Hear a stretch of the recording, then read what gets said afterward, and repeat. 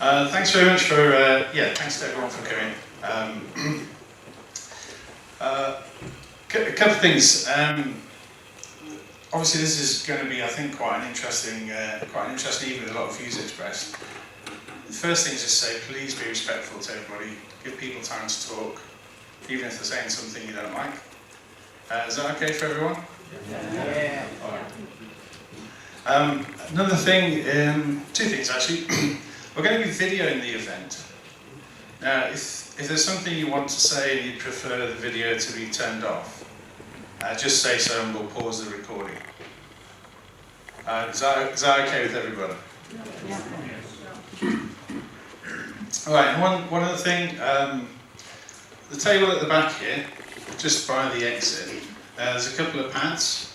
If you want to leave your email address and contact details, you can do that on the way out. So if you want to get in touch with us, on the cards there's also an email address that you can use, but on the pads at the back you can actually write down your contact details, and we'll do that and get in touch. What we're going to run through, I'm going to do some quick introductions, take about 20 minutes, and then we're going to, the main part of the evening will be speakers and discussion. We've got a couple of speakers who prepared something to say, but then everyone else will have a chance to join in as well. So the main part of the evening will be that, and then together we'll talk about what thoughts are and what the next steps might be. The last thing, again on the cards on the seat, we'll talk about it at the end, but we're putting together a survey. We're quite lucky that we've got someone who's a professional survey person, and we've been putting that together, so we'll be saying a lot about that, so please take some time for that. We'll repeat that at the end. Okay. So I'm going to start off just by saying who we are, and I mean we who put this together. Not that it's particularly important, but just from the comments on the Facebook group, there's clearly a lot of clarification sought. So I'm just going to explain that first of all. We're residents in the district, so Addingham, Ilkley, Benreading, Menston. So although we're focusing on Ilkley and what's happening in Ilkley, the concept of the district is, you know, the impact on the wider area. So that's who we are. Also, we've no party political affiliations at all. We're apolitical in that sense, although apolitical itself sort of suggests apathy, which maybe that's not a good description, but we're not associated with any political party at all. Again, some of the comments on the Facebook page suggest some people have a little bit of difficulty accepting that. If that's still the case, just bear with us and see if you still think the same. But with no political affiliations. We're not part of Leave Bradford. Who's aware of the Leave Bradford campaign? Yeah, I won't ask you who thinks it's a good idea or not. There's obviously some overlap with some of the things that we're talking about, with some of the things that the Leave Bradford campaign is investigating and suggesting. Leaving Bradford might be a remedy for some of the things we're going to talk about, but it's not an aim of this group in itself. Does that make sense? Anybody want to say that again? Well, it's not going to happen anyway, is it? It's not going to happen. Who knows? Another question was about funding. We're funding ourselves to date, so paying for tonight, the leaflets and things like that, that's just been done ourselves. Again, with no affiliations whatsoever. On that note, a special thanks to all those who've helped to get things this far. Volunteers delivering leaflets, spreading the word about this evening. Big thanks. Couldn't have got here without the help of people like yourselves, so thank you very much.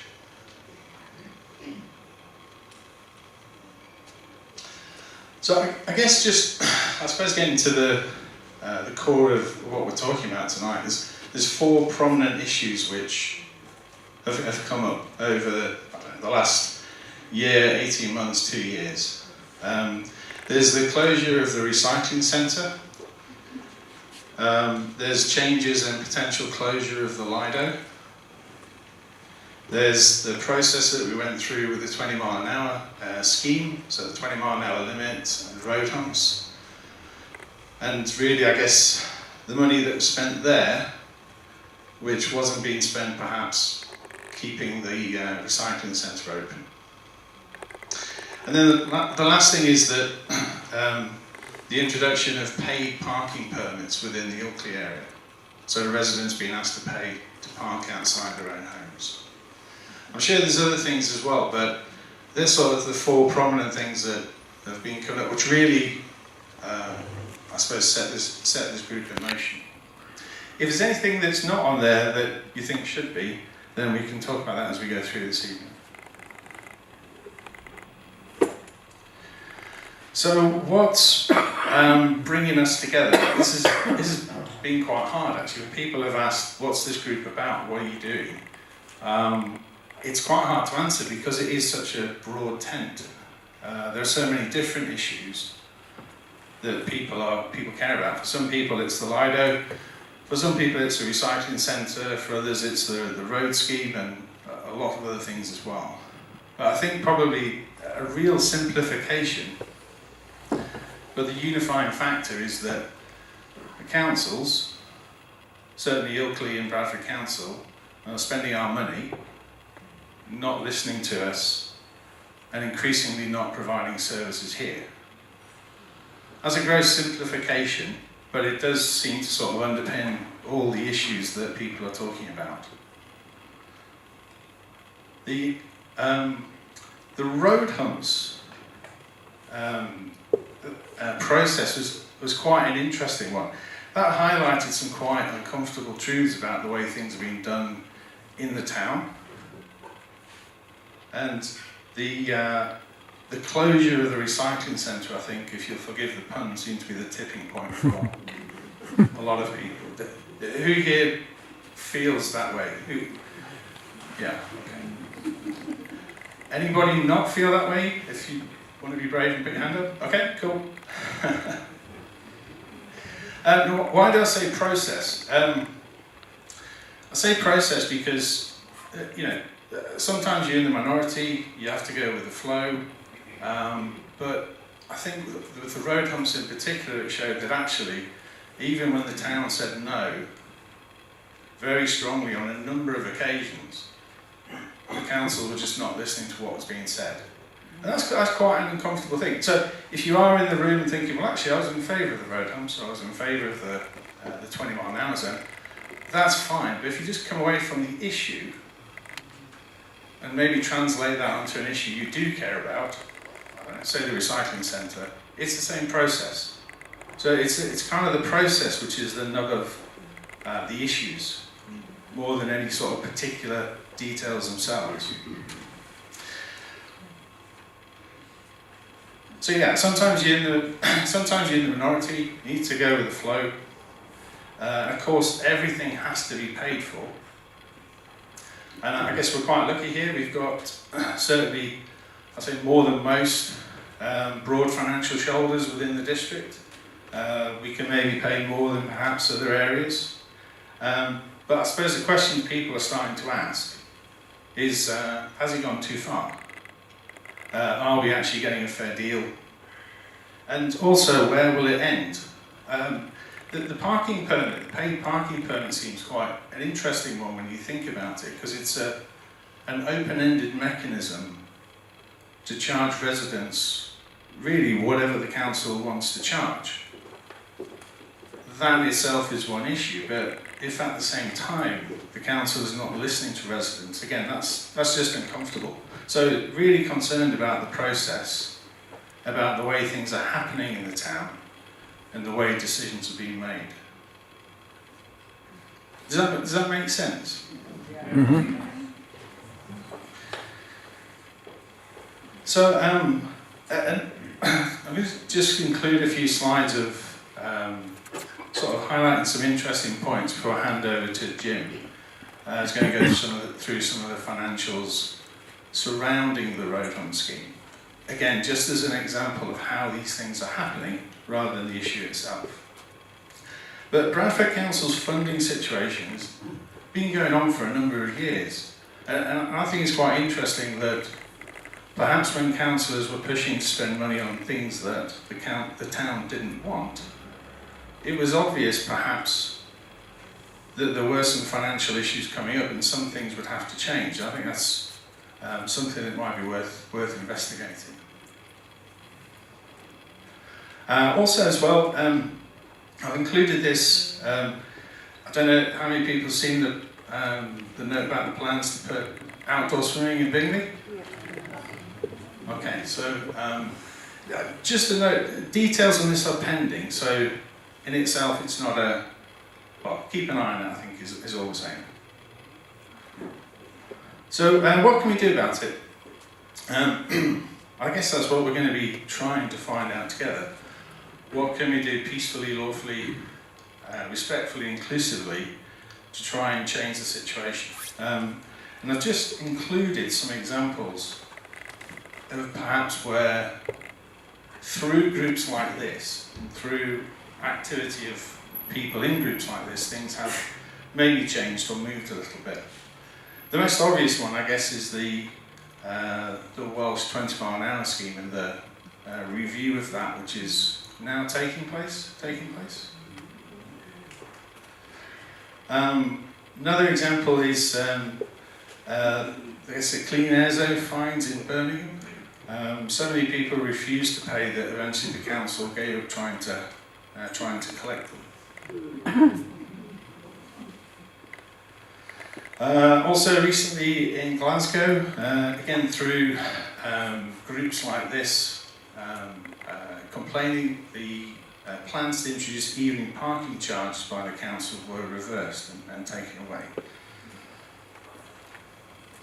Low traffic neighbourhood in Newcastle, again taken away because, well, in this case it was actually safety concerns, but again it was residents saying that they weren't happy with the situation that had been put in. So again, just examples of, this isn't a futile process necessarily, I suppose is the point I'm trying to make. And actually, who's aware of what's kind of going on in Oxford City with low traffic neighbourhoods and things like that? Okay. So again, I mean, the government itself is now, national government is now issuing guidance on this. It's quite interesting to watch what's happening in Oxford and other places as well. So, but there is one certainty. It's unfortunate, but if nothing changes, then this kind of thing will just carry on, and we'll get more of it. So with that, really, that's what motivated this group to come together. So I hope that answers all your questions about what we're doing. Jim's going to do a little presentation now. We're going to have some more speakers, and then we'll come back and talk about what we might do and what kind of things we might take on going from here. And it's some work that Paul Birch, Peter Barron and I have been doing over a period of time on the 20-mile-an-hour scheme. And thank you for Fairness for Ilkley for actually giving us this opportunity. We are under the umbrella of the family, and we will be more, but thank you for the opportunity to bring this to people's attention. As Lawrence has said, we are actually dealing with a political situation. Our politicians have imposed something on us. But those of us who have been interested in this are not necessarily party politically affiliated. But we are working, and we have to work with anything that we're doing and interested in this, in a political arena. So it is political, but it is not party political. And I think that that's a distinction that Lawrence is trying to make, but we are still in the political arena. And what we need to expect in this political arena is that we have professionalism from our politicians and our civil servants, and democracy is what we live in, and it needs to be there and it needs to be seen to be done.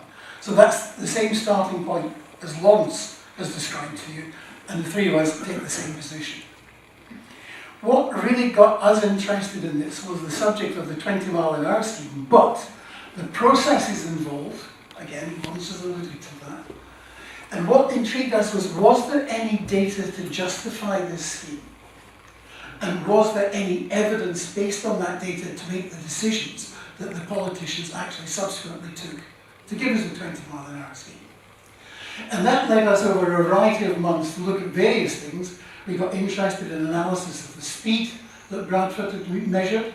We discovered that they'd made so many errors that there was nothing you could rely on. It was complete nonsense, the numbers that they were basing things on. We got interested in fuel consumption, whether or not pollution was an issue, and of course, there's the famous one everybody in place that is the humps. We used information from the Department of Transport, and this been lately working on the local signage and the law, and it's quite clear now that the scheme will not be legally enforceable until all of the engineering work is done. And at the moment, it is not done and not done properly, so the scheme is not enforceable. But what we're going to talk about tonight is what Lawrence has asked us to talk about, is the cost of this scheme.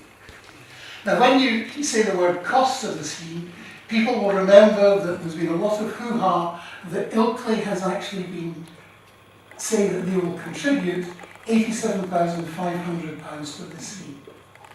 Now, that is a lot of money, but it doesn't stop there. Because we've just been told recently, a few months ago, that the town poll that we had was going to cost us in Ilkley Town Council, £42,000 over that. So the bill appears to be mounting to over £130,000.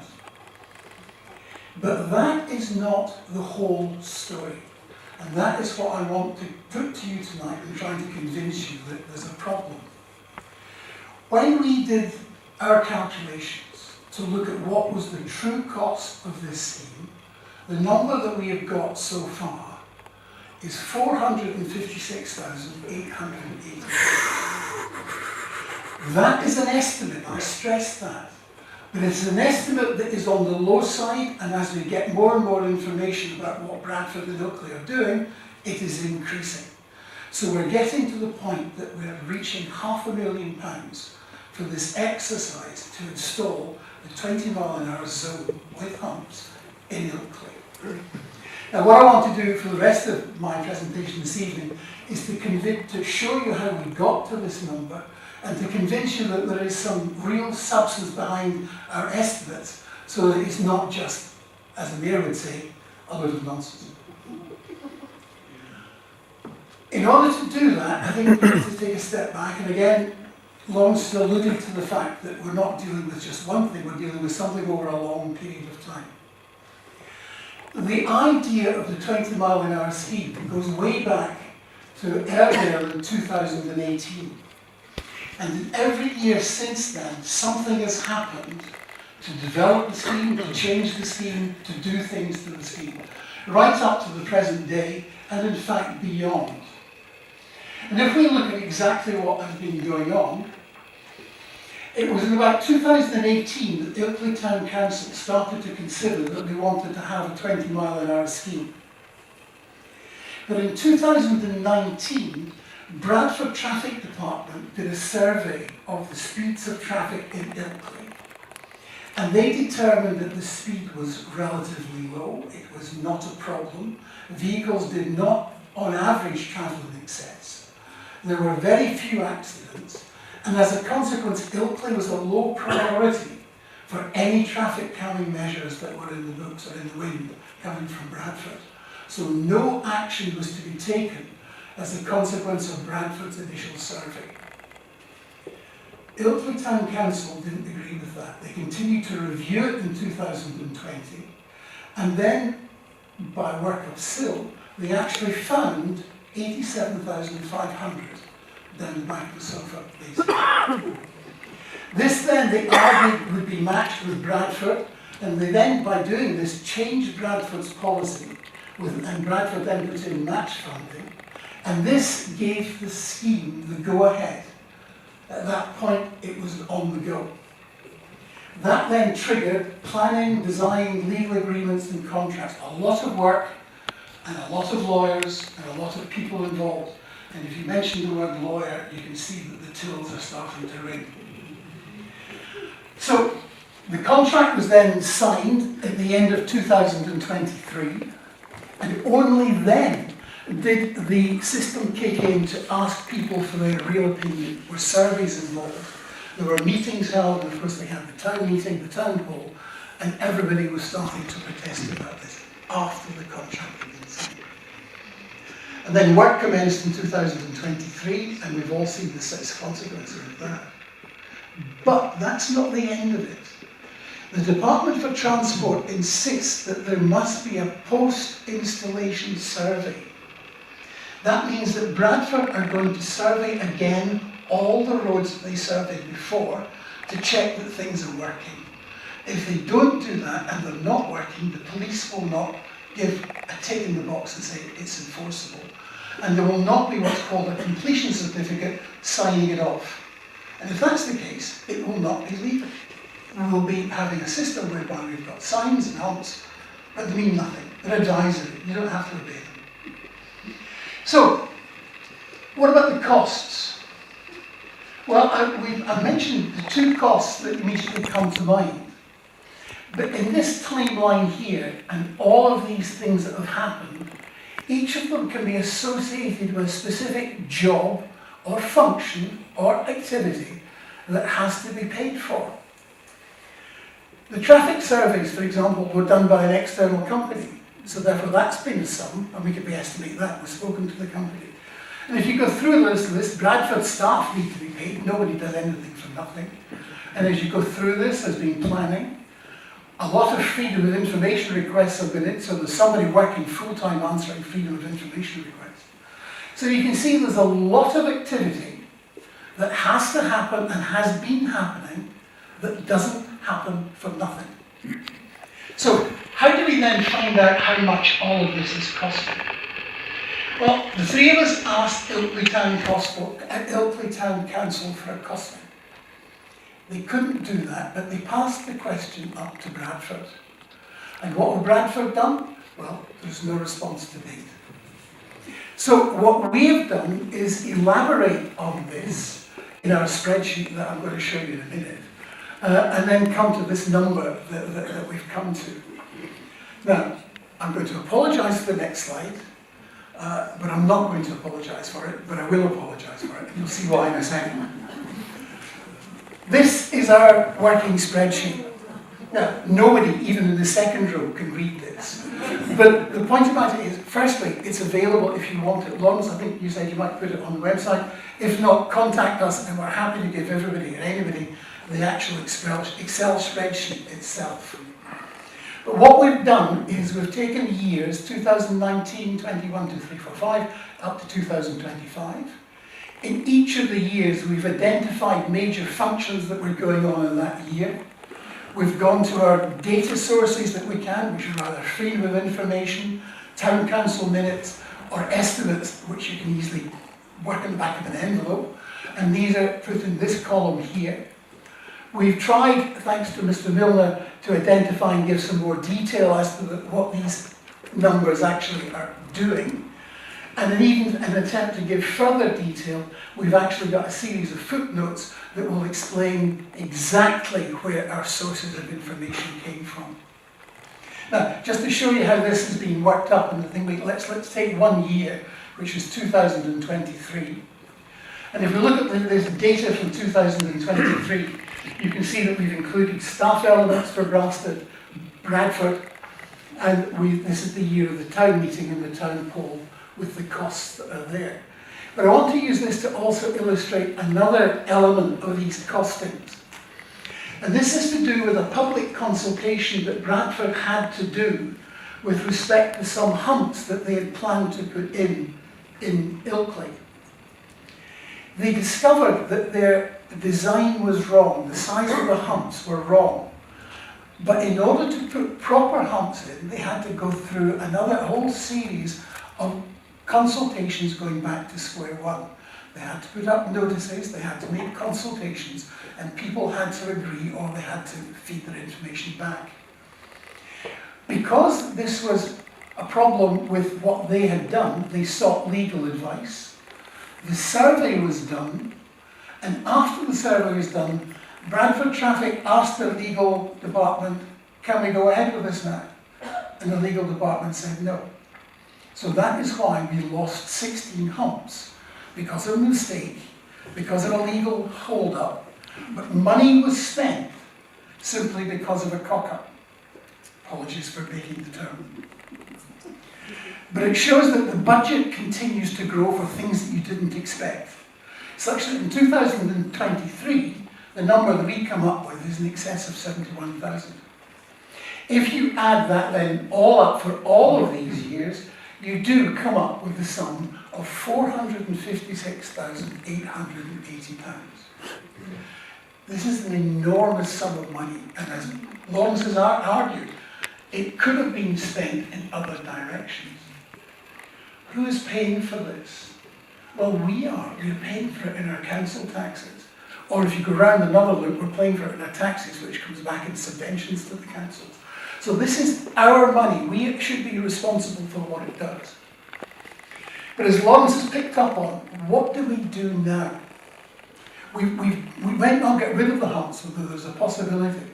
That is a fait accompli now. But as Lawrence again alluded to, we need to use the experience of what we've gone through to try and stop things that are current or change things that are ongoing, and to identify things that might happen in the future that we can do something about, and do something about things we want to do. So what we can do really is hold our politicians and civil servants to account. We don't have to do this by any party political affiliation, but we are working in the political arena. We have to be clever about that, and we have to be clear about that. Not party, but political. What do we really want? And Lawrence, I'm sure, will develop this towards the end. Throughout the rest of the evening, we want democratic local government, and I don't think we've had that if you use the example of the 20-mile-an-hour thing. We want evidence-based policy making, not pulled out of the air by somebody who's got an opinion, who thinks it would be better to save the planet if everybody cycled to work. We want full consultation on this matters, because it was quite clear from our polls that Ilkley doesn't really want, or did it actually need, a 20-mile-an-hour system. And I'm sure this concept of full consultation is something that we need to revisit. But we want also honesty and accountability of our politicians. And there are lots of examples whereby accountability is lacking, and to be honest, honesty is still lacking. So that is where I think the analysis takes us to ask these questions of what do we want to do next and how do we get there. The allocation of those costs and the derivative of those costs. What I'm saying is that there are engineers, there are solicitors in Bradford, and therefore they will you mentioned how expensive the contracts will be, but they draft those sorts of contracts day in, day out within their employ of Bradford Council. So there is a cost, but it's not, they're employed to be there come what may. So that they can apportion that by a cost centre to this activity, but it's not actually an additional cost. They would be working on some other contract in Bradford if it wasn't the Ilkley one. I'm saying that my reply to that is yes, but if they were not working on the 20-mile scheme, they would be more efficient in doing something else for us in the council. Maybe organising, the cost of it is actually in the doing, and the wasting of time away from everything else. Right, we're going to move on, and we'll come straight back to you. We'll come straight back to you when the questions start again. But for the moment, I'm just going to hand over to Karen. Hello everyone. I'm very nervous, so please forgive me. So my name is Karen, and I live in Addingham.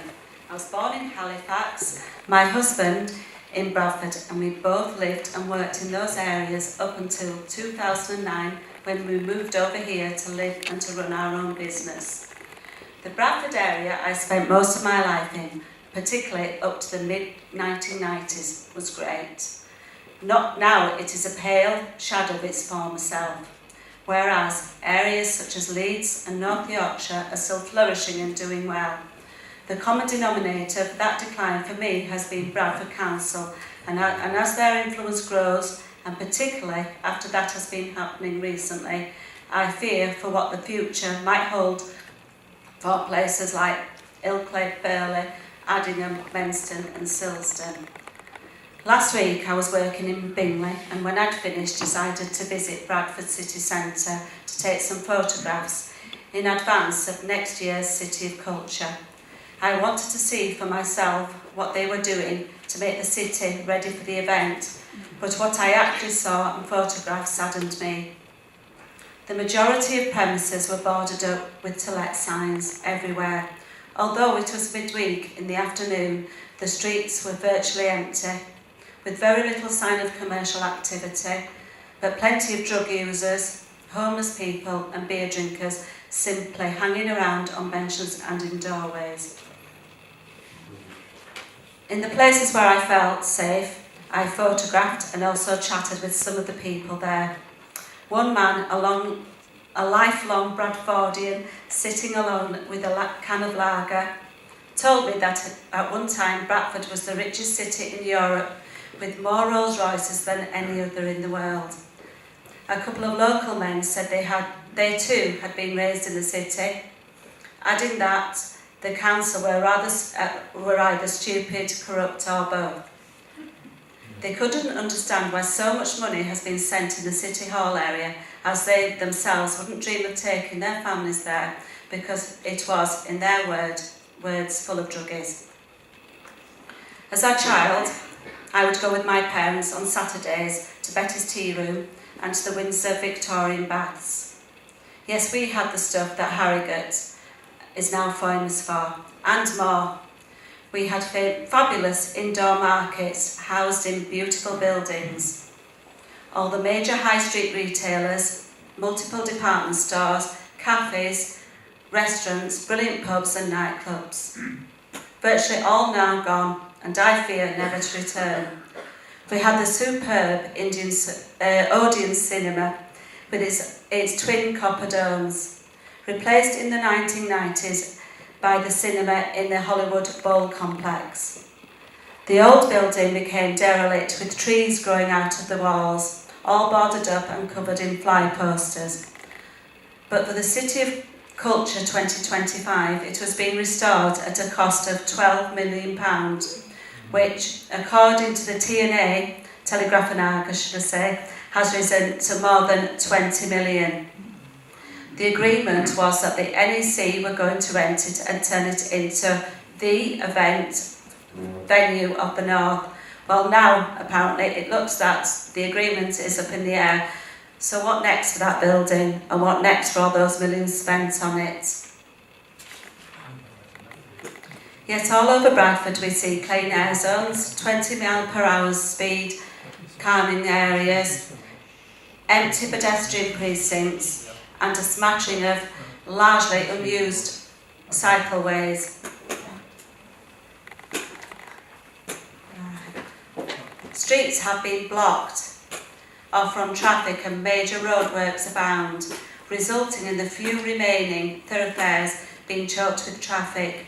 I, for one, and I suspect others too from outlying areas, simply do not go to the city, which further adds to its decline. Tonight, to highlight this, the railway line to Bradford from Ilkley has been unavailable since early March. But how many folks around here are up in arms about it? People are, however, up in arms about the A59 closure, which has been travelling to Harrogate, and find it incredibly problematic. We now pay more in local taxes than at any time in my living memory. Our household annual council tax is over £3,200, for which we receive around 480 back in services. Sorry about this one, but it's a bit like going into Betty's, paying full price for a fat rascal and coming away with a bag of crumbs. So, in the vast majority of that, if the vast majority of that was money being spent wisely, responsibly, democratically and for the genuine benefit of the local community, I wouldn't mind so much, but as many of us here this evening have realised, it's not. The decline in the city of Bradford during my lifetime has been dramatic.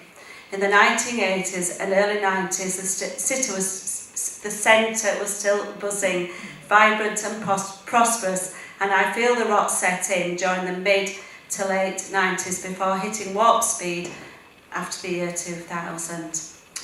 One after another, businesses closed, the city centre became scruffier and scruffier, uglier and uglier, and more deserted. In this area, in the last year alone, we've had the tip taken away from us, ugly, unnecessary, unwanted speed bumps installed, and 20-mile-per-hour zone set up all over the place. The future of the Lido is now under threat. Beautiful green belt is being bulldozed over constantly, and folks are now being told they have to park outside their own, pay for parking, should I say, outside their own homes, and I believe it won't stop there. So just to recap, for me, Bradford used to be brilliant. Now it very much is not. Nobody wants to go there, whereas such as Leeds and North Yorkshire are still flourishing and very much visited. My big fear is if we don't unite and stand up for ourselves, then the future may not be too bright for our wonderful and very unique part of the world. I'm really encouraged to see so many of you here this evening. Thank you for that. It shows that people are passionate about this area and they care about democracy and good financial stewardship and are willing to stand up to be counted and unite for fairness. Thank you.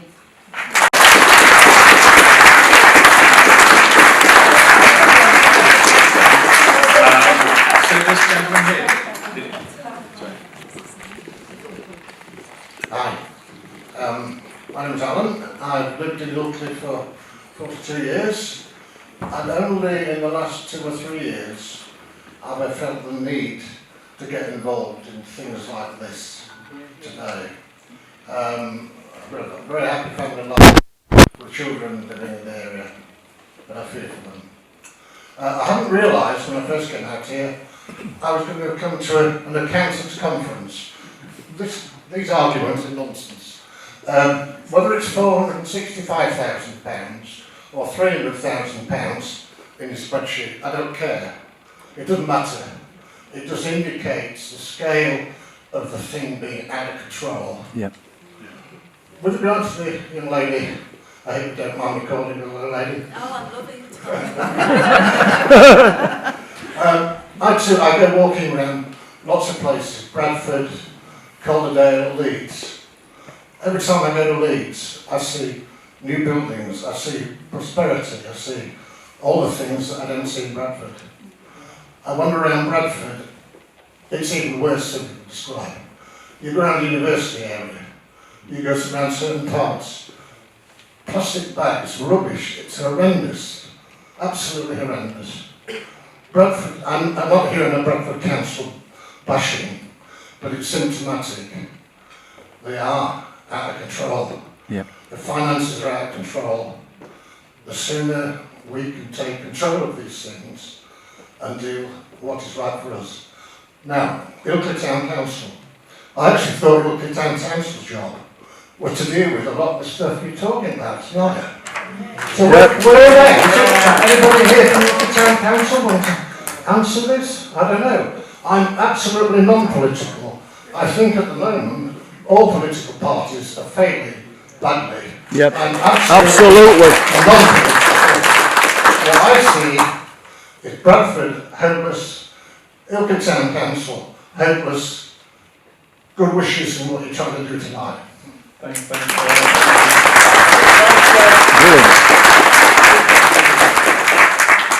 Yeah, thank you very much. I think there's a common theme coming through there, isn't it? I know even in the 10, 12 years I've been in Ben Reading, it's quite depressing seeing the effect on Ilkley, really. The amount of shops that are changing into, well, it wasn't what it was when I moved here. So I share Karen's fear that if we don't do something, then our future looks a little bleak. We've got one more speaker who's prepared something, but does anybody else want to say anything at this point? Right, one here. I was promised some help to run the mics, but I guess that's not happening.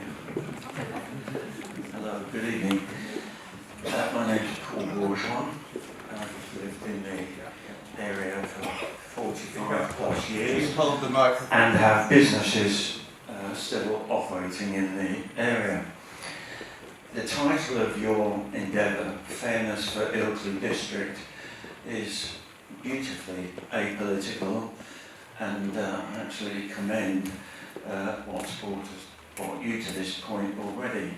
To underpin the objectives of fairness for Ilkley District, might I suggest that, as almost as a preface to your future journey, that a freedom of information request is made to Bradford Met, asking them to confirm the total, say last year, probably 2023 would have to be the last year, to find out exactly what the total revenues have been, what proportion of their revenues has been spent in the districts that we have an interest in, compared with the total expenditure for Bradford.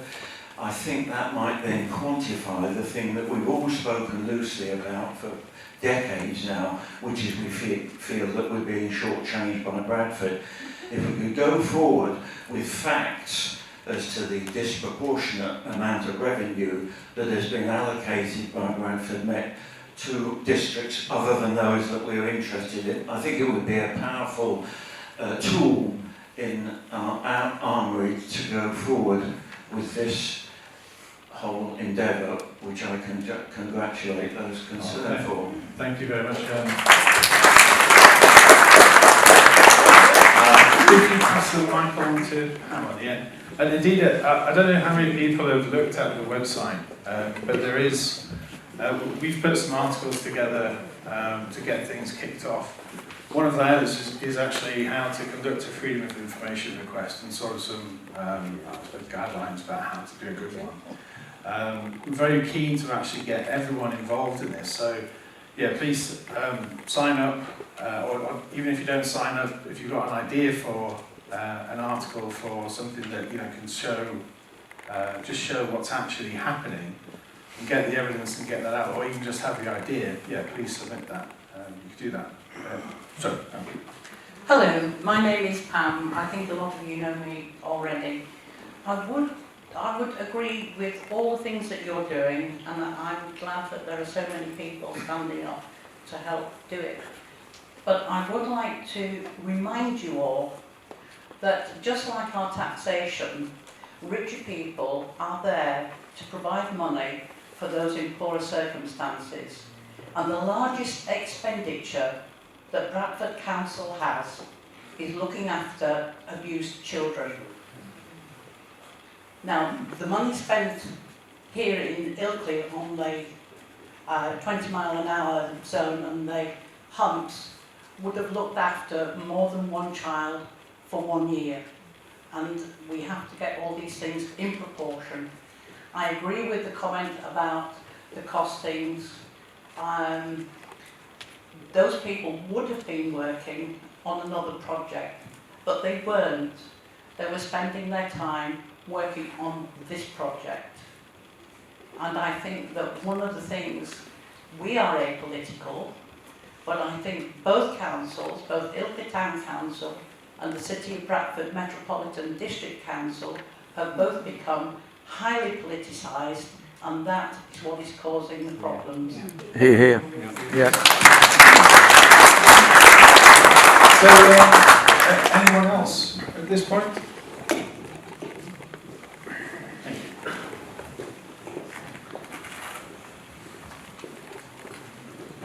Just on that last point, a friend of mine is a councillor at Grassington Parish Council, and in fact none of them are political there. None of them have any political affiliations, and you can have a look on their website, and they just work together for the benefits of the village. And the other thing, regarding money and costings, I mean Bradford, as the lady mentioned, has certain legal obligations which they have to fulfil and divert money to.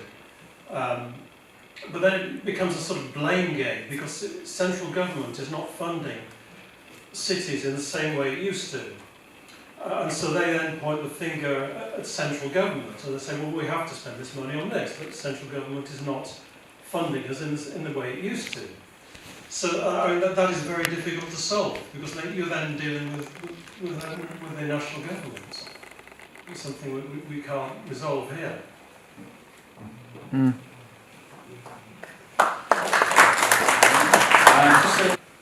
I want to back up first of all what the lady, I think she called herself Anne, said.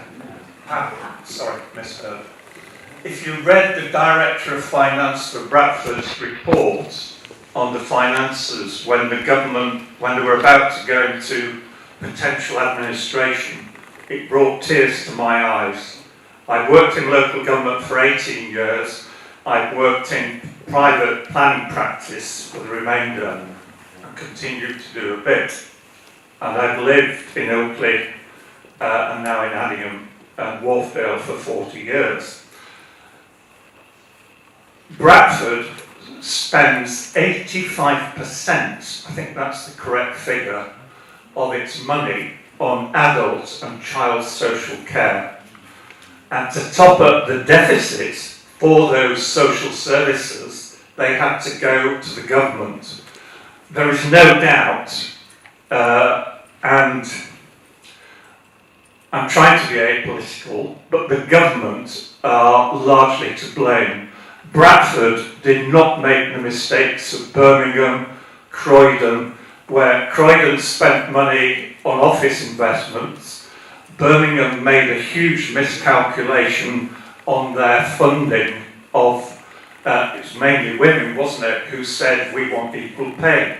It cost them, it was into small billions. Bradford are not like that.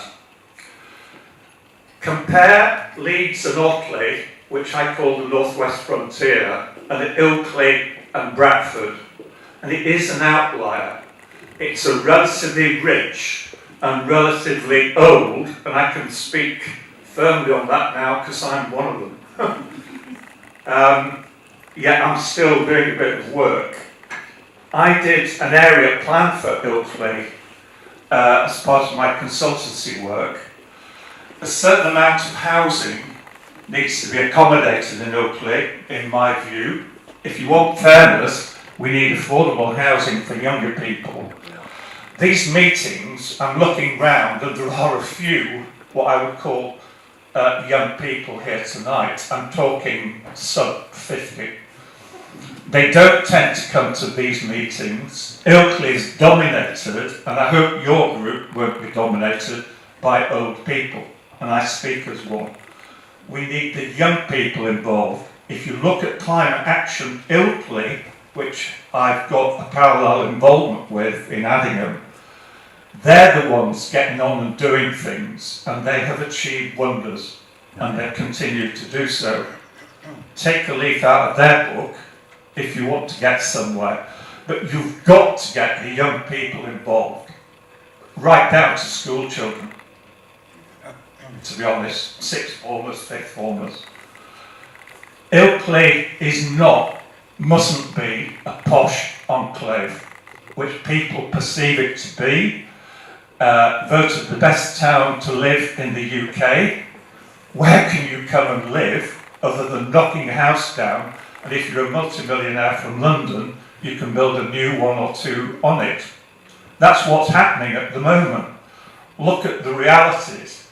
Don't go on, speed bumps are mad, by the way, but don't concentrate on those parochial issues like the fountain and those silly votes. There are far, far bigger issues. Environmental, developmental, traffic. Thank you very much.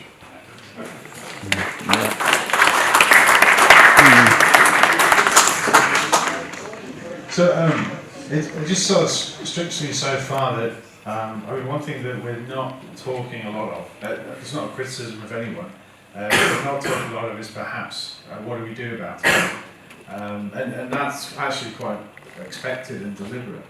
If we are going to move forward from this, we've got to do it together. We've got to involve the young people. And interestingly enough, the road humps has been the first thing that's got my daughter interested in what's actually happening. So, but yeah, the thing is, we all have a part in this, we all have a stake in this, but if we don't do anything, then nothing is going to change.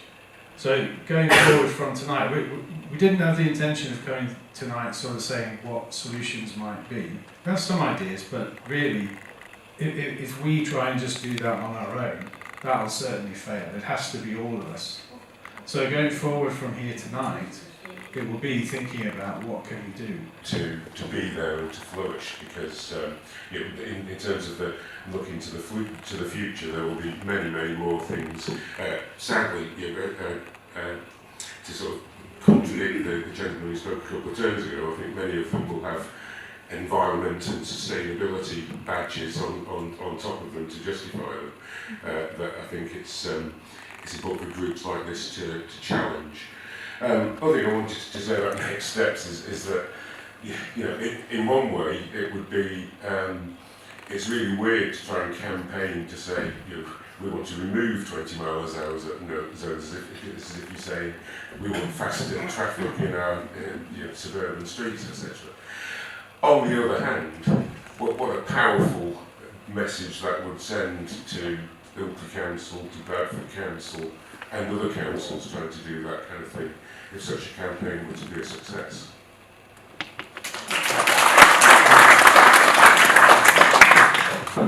I think you asked for a way forward, and you're asking people to be non-party political. But we have to be political, and I think I know why I'm here, and so many people came when we had this meeting for the speed humps. It was a particular issue, but it's because we all knew when you have a 10-to-1 Democratic survey saying no thank you, you had everyone in the room the majority saying no thank you. Had the council acted for the town democratically, most of us wouldn't feel the need to be there because we've been heard and they'd acted upon. Therefore, the issue is not democracy. I mentioned to the gentleman, we want democracy, proper democracy, is being open and honest. And that's why I mentioned that thing about what the particular figures you put in, because it could be criticised and undermine it. The other thing, therefore, I think, if you have a large group of people who openly say they're non-party political, then the way to change has to be through democracy. That has to say some people in here of the larger group will put themselves as councillors moving forward, and this group, via Facebook or via their connectivity, will support the individuals because they know they're decreed, they're going to listen to the populace and vote the way of the populace. Then perhaps you move up to the county level. I'm not sure, but otherwise it's great people here. It's great to see the passion. It's great to have people who feel the same as you. But it's not worth a damn, as we found with our anger and animosity because of what happened over the speed humps, if we don't get political and get in there and make a change from inside. Because one person at the meeting we were here, one person had a casting vote 3 if not 4 times. Now, but what should have happened at that meeting, if it didn't realise before, is to stand up at the beginning of the meeting and say, can I have a show of hands of the 500 people here, the 150 people outside who want the speed humps, who don't? And then have gone on that. But no, so that was party political. And I know I'm here because I'm angry because we're not democratic. But the only way we can be democratic is if we choose from within and then we become the number on the various councils. Take time, but we're moving forward for the future of the town and the environment generally. Thank you.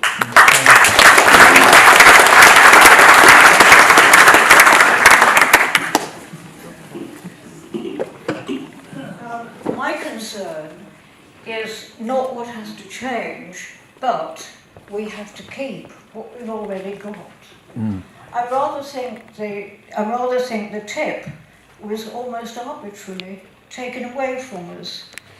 It's now said that the swimming pool is in the firing line. Now the swimming pool, as the lady pointed out, is there for everybody, rich and young. and it profits the small children the most. I think the swimming pool, what can we do to preserve our swimming pool and the rest of the things we have here? And that is my concern. Thank you.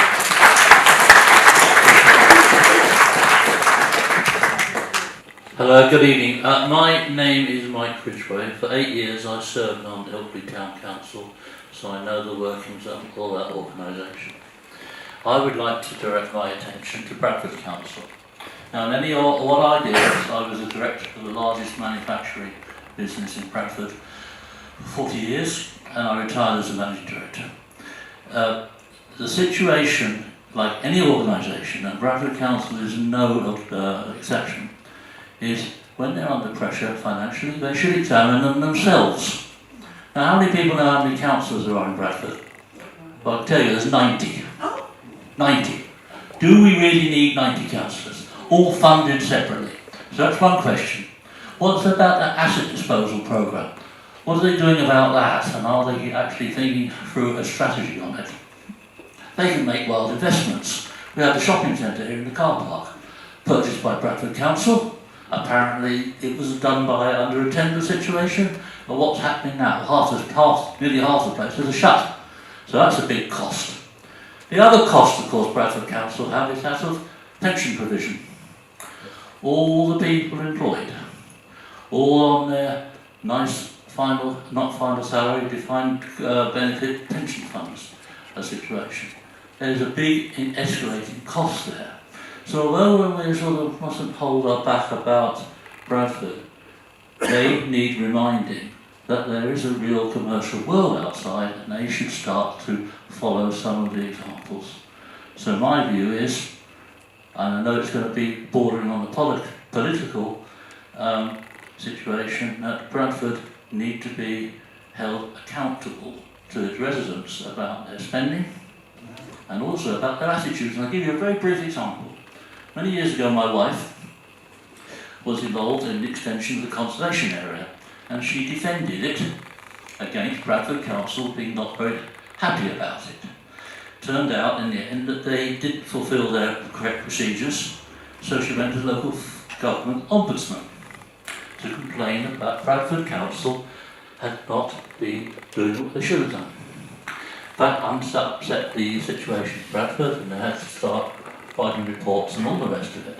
And she had a telephone conversation with the people involved in this, and their response was, the trouble with you in Ilkley is you're all too far articulate. And I think that summarises the relationship and what we are up against that organisation.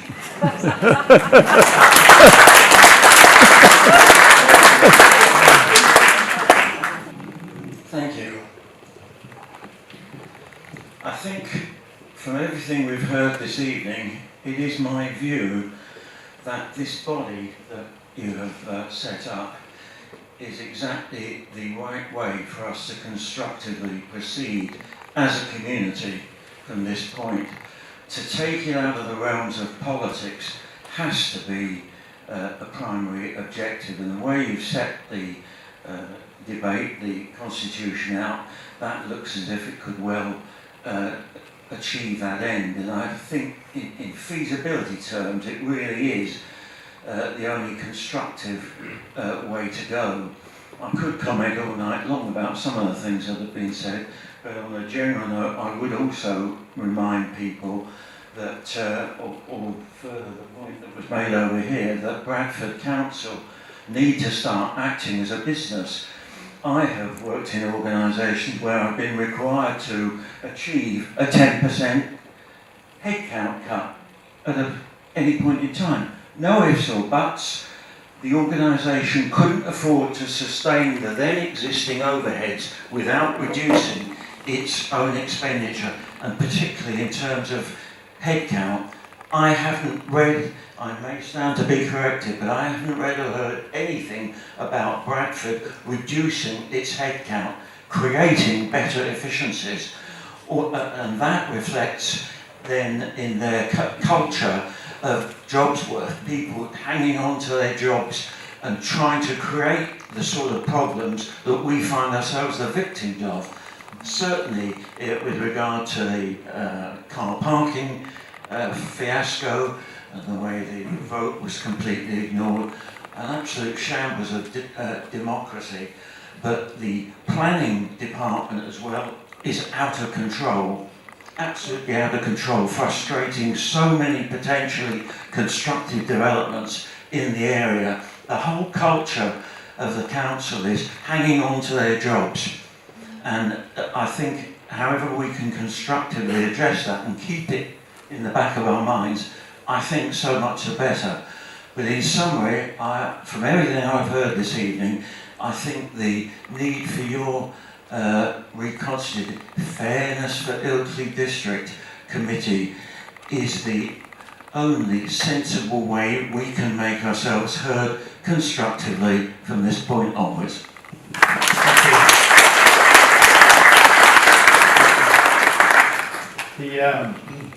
The last two speakers, just bring you on, I'll just say something just before we go to the next one. Mentioned about the survey at the start and how we've got this real top-notch survey creator. But just to say that some of the ideas you've expressed about how we come together, what is it that we will do, how can we do it, are part of that survey as well.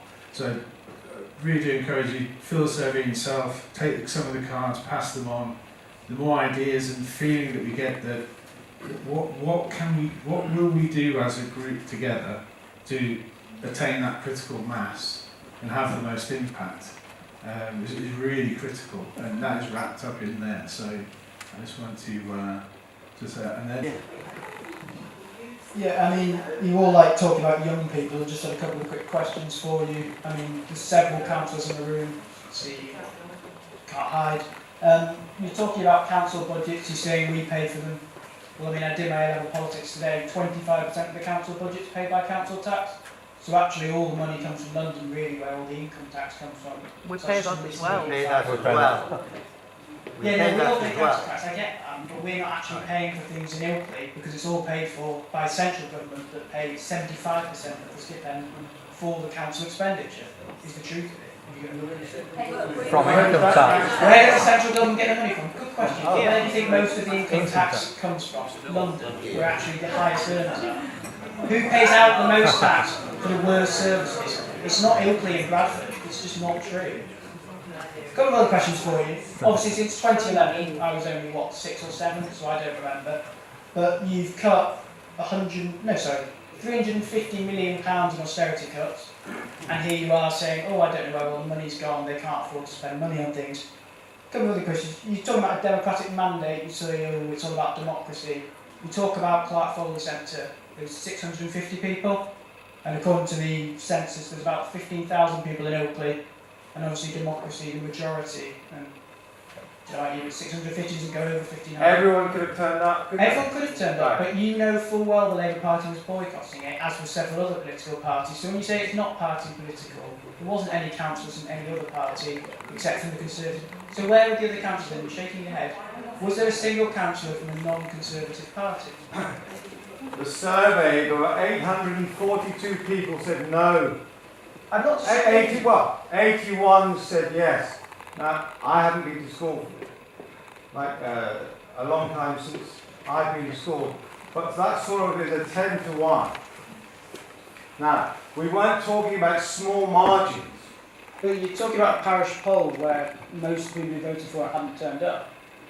You passed them for £42,500 with 10 votes. I mean, more people turned up for the parish poll than turned up for the local election. And with regards to the situation about the money coming from London, I don't remember the figure exactly, but we all pay the same tax rate.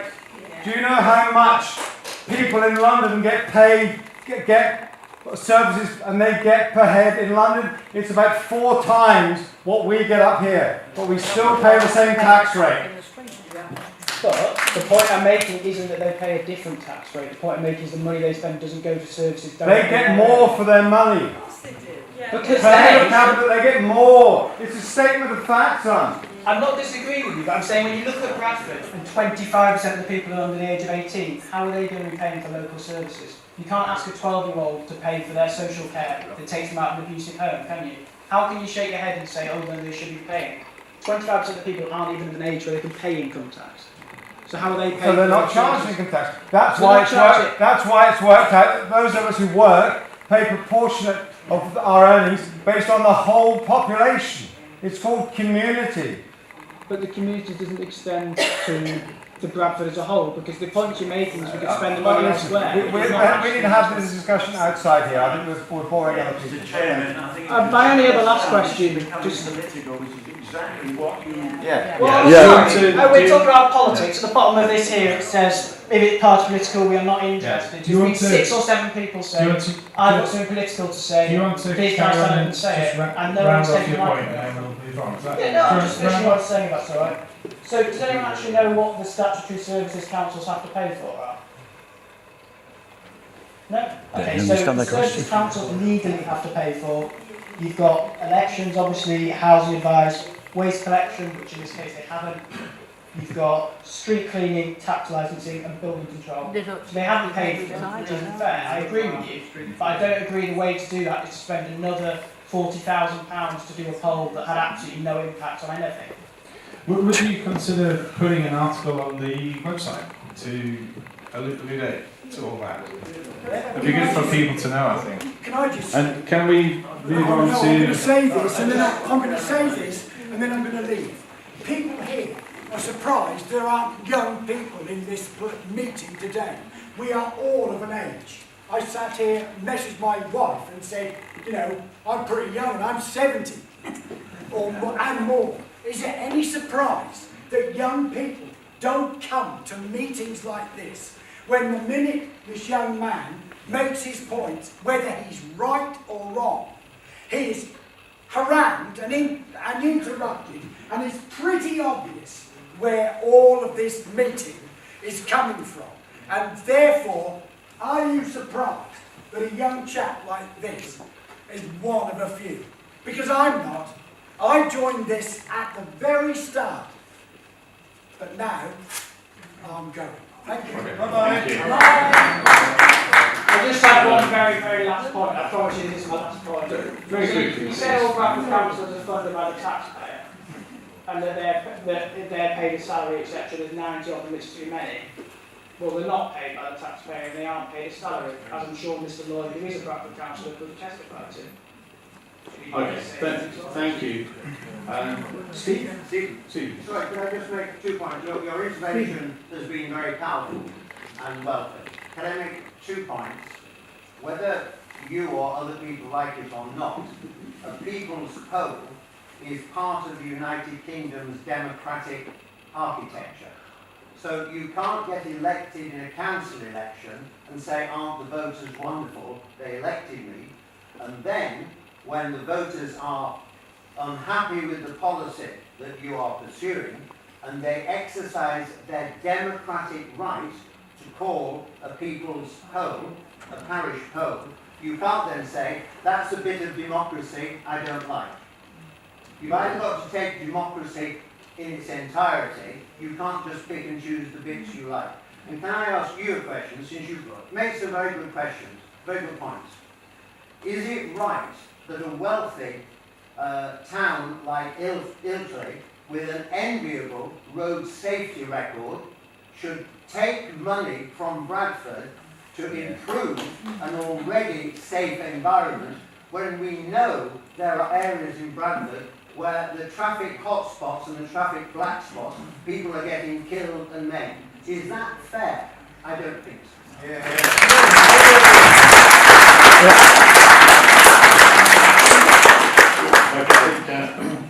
We did suspect that on the back of this evening there would be follow-on focus meetings, and that certainly seems like one of them. I'm just going to, because we're coming up to sort of an hour and a half, I'm just going to put these last few slides up and we can carry on the discussion. We've got the room till 9 o'clock, so we can carry on. But I just wanted to put these up. So just things, I mean, I think really the picture's developing that if we're going to do something, what do we do? Well, get involved somehow.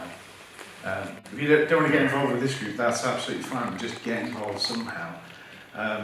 When I was observing some of the things that happened in the council meetings, and some of the responses that some of the councillors gave back, claiming that certain documents existed, things were said somewhere that just weren't, it was quite staggering, I think, to everyone who saw it firsthand. So don't let it happen. If you ask a question, if you go to the meeting, if you email the councillor, there's a record of it.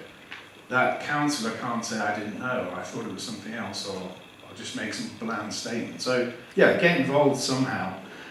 Look into local issues, follow what the council's doing. If we, and I'm certainly guilty of this, I haven't spent the last 10 years kind of just sitting back and really watching the world go by. If we carry on doing that, councils will carry on doing what they're doing, unobserved, unchecked and unaccountable. And we have to stop that. And we have some very good councillors, and we've just got to give them the platform that they need, or get there ourselves, like some people have been suggesting. So yeah, spread the word, ask questions, just take an interest, tell other people to take interest, young people especially, as we've been saying. If you do want to get involved in this group, complete the survey. It's starting to sound like an old record. Check out the Facebook page and the website. We're really interested in articles, anything that's factual, that can be put on there to educate people, to really sort of spread a truthful spotlight on what the situation is really, really good. And yes, you can follow us on Twitter as well, or X as it's now called. I was delighted to hear the comment that, within the room, within the community, we've got some very skillful people.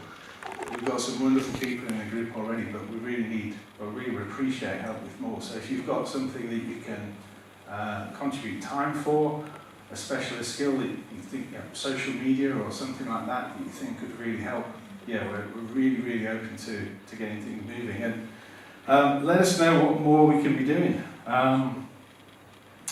So I'm going to say that twice. If there's anything else that we're not doing that we could be doing, again, let us know. So, right, so we're at 8:30, very happy to carry on the discussion. Someone's got a hand up over here. And again, if you are going to start moving on and you want to leave your details again, there's notebooks at the back. There's more of these cards if you want to hand those out. And thank you for coming along tonight. But yeah, please. If we need I don't want to get in the way of the herd going out, because we've been here for some time. Can I just say one thing? I have singularly failed. I've gone all the way down the left-hand side. Bradford councillors do not even have the courtesy of replying to endless emails. Can't hear you. Well, I'm sorry, I can only speak one way. Microphone. Yeah, this is... Hello? Hello? Push the bottom. Hello, this is my confession time. I've been all the way down the left-hand side for 3 years. One word, you've got to be determined. And you've got to accept you're being ignored, ridiculed, and all the other nasty words I can think about doing nothing. I don't even now get replies. Going right up to Susan Hinchcliffe. They don't even have the courtesy to say, thank you for your email, we're going to ignore you. They just ignore you. So, if you are going to get involved, persistence, determination, and don't be surprised if you're disappointed.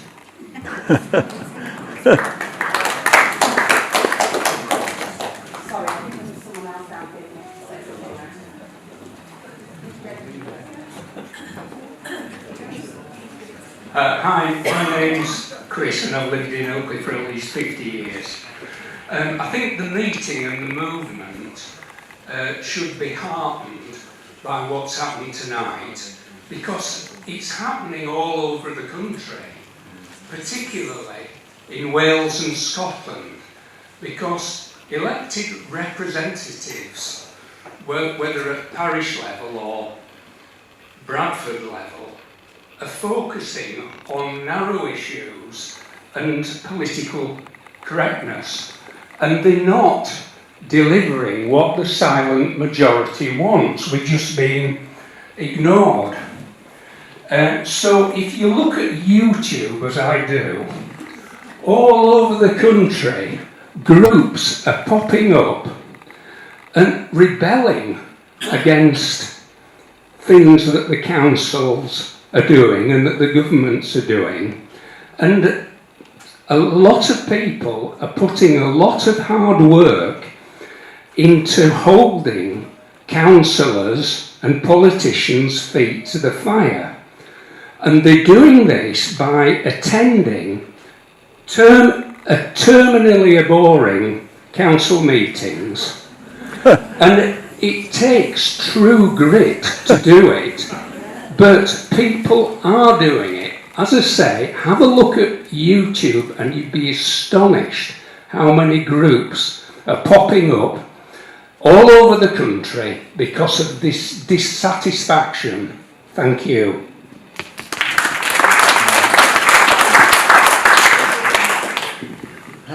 I'm a new resident to Ilkley, here about 2 years, and want to stay here. I love the place.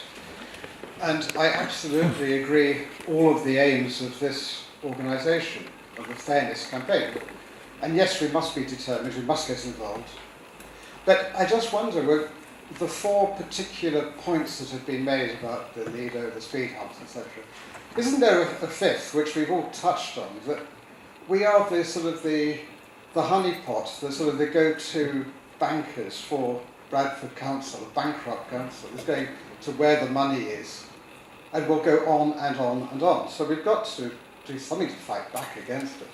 And I'm just slightly puzzled why, right at the start, we said this is apolitical, that's fine. The councillors who pushed through the 20 mile an hour zone, etc., were not apolitical at all. There was a union of Greens and Labour. But surely we've got to recognise that we do have this continual problem of Bradford, a bankrupt council, absorbing money from us at every opportunity, and they will continue to do so. So I was puzzled why at the start of this meeting we said we're not getting involved in this secession from Bradford campaign. Surely, why not join forces, use our skills and have much better communication, much more, show the determination, but link up with an overall plan of moving away from Bradford. Because if we don't, the residents of Ilkley will move away. It won't be long before prosperous people here say, to hell with it. Let's go to Harrogate, let's go somewhere else and not pay €5,000 in rates for no services. Just a thought. Thanks. I understand exactly what you're saying. Just to say again, I just wanted to make clear, because what I was doing at the start was explaining or answering some of the questions that had come through on the Facebook group. And I was just explaining that we weren't part of the Leave Bradford campaign. But as I said, there's a lot of people who think that leaving Bradford would be part of a remedy to this current situation, and that may be the case. But leaving Bradford in itself isn't an objective for what we're doing, but it might solve all the issues that we had. But absolutely, I understand what you're saying.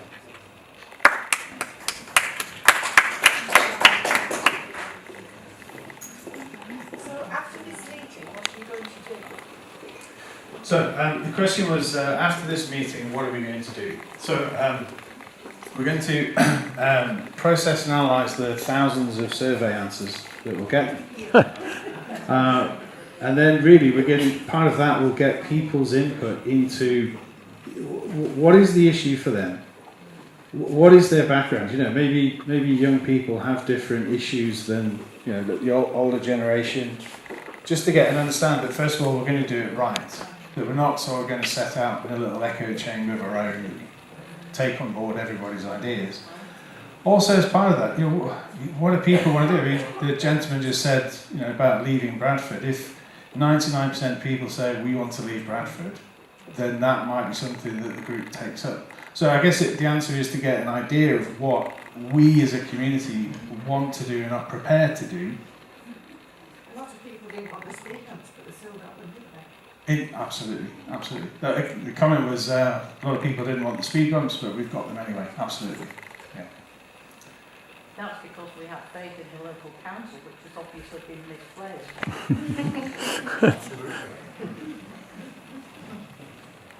So I think, is this a good place to end this meeting? Okay, so and again, just in answer to this lady's question, we will have a look at what the input is coming through on the website, the Facebook page, the survey, and come up with some kind of plan and be in touch. Please either sign up through the website, leave your email address on the in the books at the back, or leave a telephone number if you don't have email, or some way of contacting you. We'll get back to you and be in touch. And yeah, again, have a think about ideas. There's a place in the website where you can actually just supply what you think. And really, if you've got any time, any skills that you think can help us get things moving forward, again, get in touch, and look out for the next steps. There was one question, by the way. So just before I finish, there was one question, by the way, I forgot. This lady down here asked if anybody knew what percentage of people using the Lido were from outside of the Ilkley area. Okay, so if anybody knows that, this lady down here was asking that question. And Could I please ask a question which I think would be of interest to everyone? From what was said about the legality of the process about these speed bumps and the 20-mile-an-hour limit, does anybody here know whether it's the case that the police cannot prosecute as things stand if you are doing 28 miles an hour and a 20-mile-an-hour limit? Is it the case that police hands are tied and at this point they could not issue a summons? I've discussed this with Inspector Barker of West Yorkshire Police, and their position is the same as that was taken in Cambridge at the time, that unless all of the engineering is in place, the 20 mile an hour is not enforceable. And until that certificate of completion at the end is in place, it is not enforceable. So if you do 32 in a street with a 20 sign roundel, you're not committing an offence. Wow. However, if you drive at 33, you will be. And I think we should probably caveat that with that is not legal advice. My name is Lawrence. No, with that, thank you very much. Thanks for everyone's input, and we'll look out for the next day. And thank you very much again for coming.